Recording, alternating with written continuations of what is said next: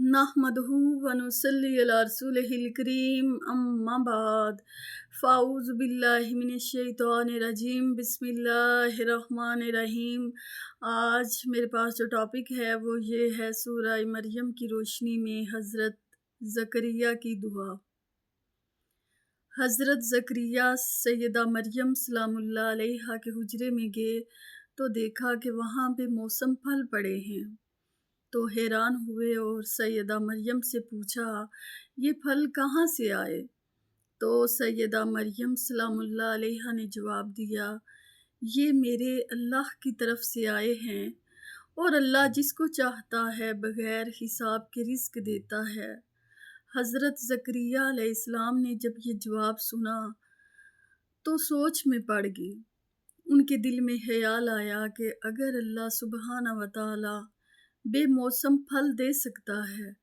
تو مجھے بھی تو بے موسم اولاد دے سکتا ہے، کیونکہ حضرت زکریا علیہ السلام کی عمر 120 برس ہو چکی تھی اور ان کی بیوی کی عمر 98 یعنی 98 برس تھی، اور وہ بہت بوڑھے ہو چکے تھے، ان کے ہاں اولاد نہیں تھی۔ تو ان کے دل میں خیال آیا کہ کیوں نہ میں اللہ سبحانہ و تعالیٰ سے دعا مانگوں، کیونکہ یہ بہت پاکیزہ جگہ ہے، یہاں پر رحمتوں کا نزول ہوتا ہے۔ اور حضرت زکریا علیہ السلام نے جو دعا مانگی اس کا ذکر سورہ مریم کی ابتدائی آیات میں آیا ہے، جس کا خلاصہ یہ ہے، اور ذکر کرو اپنے رب کی رحمت کا جو اس نے اپنے بندہ خاص زکریا پر کی، یعنی کہ اللہ سبحانہ و تعالیٰ نے اپنے محبوب صلی اللہ علیہ وآلہ وسلم سے فرمایا کہ اپنے رب کی رحمت کا ذکر کریں، یعنی کہ بیان کریں،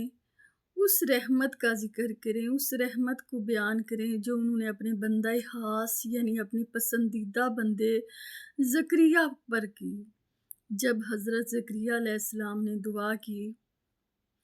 جب اس نے پکارا چپکے کہ اے میرے رب میں بوڑھا ہو گیا ہوں، میری ہڈیاں کمزور ہو گئی ہیں اور میرا سر سفیدی سے چمک اٹھا ہے، یعنی کہ جب حضرت زکریا علیہ السلام نے دعا کی چپکے یعنی آہستہ آواز سے اپنے رب کو پکارا، اپنا حال دل بیان کیا کہ اے میرے رب تو میرے دل سے واقف ہے، تو میرے حال سے واقف ہے، تجھ سے تو کوئی بات پوشیدہ نہیں، میں بہت بوڑھا ہو گیا ہوں،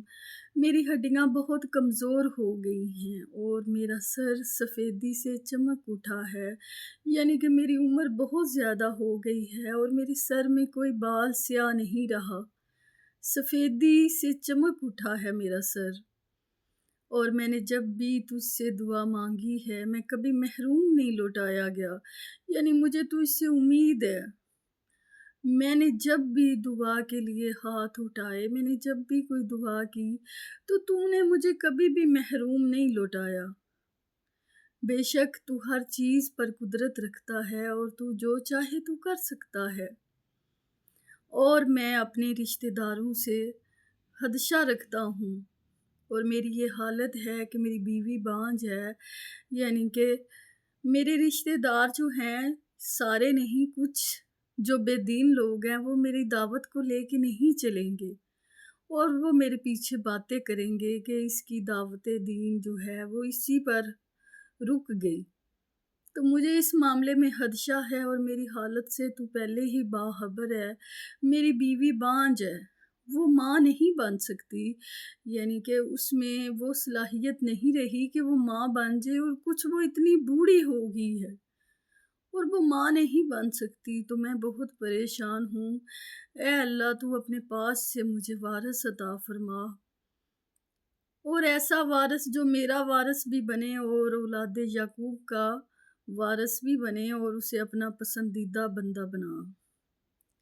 یعنی کہ حضرت زکریا علیہ السلام نے دعا کی کہ اے میرے رب مجھے تجھ سے ہی امید ہے، تو مجھے وارث دے، ایسا وارث جو ہیکل سلیمانی کی خدمت کرے اور اس کتاب کے مطابق لوگوں کو دین سکھائے جو کہ آلریڈی اس میں موجود تھی، تورات، اس کے مطابق چلے اور ایسا وارث جو میرے بعد ہیکل سلیمانی کی خدمت کرے، اور ایسا وارث دے جو اولاد یعقوب کا بھی وارث ہو، یعنی کہ بنی اسرائیلیوں میں ہو۔ یعقوب کا جو ہے لقب، حضرت یعقوب علیہ السلام کا لقب اسرائیل تھا، تو وہ اولاد یعقوب کا بھی وارث ہو اور میرا بھی وارث ہو، اور اسے اپنا پسندیدہ بندہ بنا، یعنی کہ اسے اپنا فرما بردار بنا، اور مجھے ایک نیک اور صالحہ اولاد عطا فرما جو تیری پسندیدہ ہو۔ یہ حضرت زکریہ علیہ السلام نے اپنے رب سے آہستہ آواز میں دعا کی۔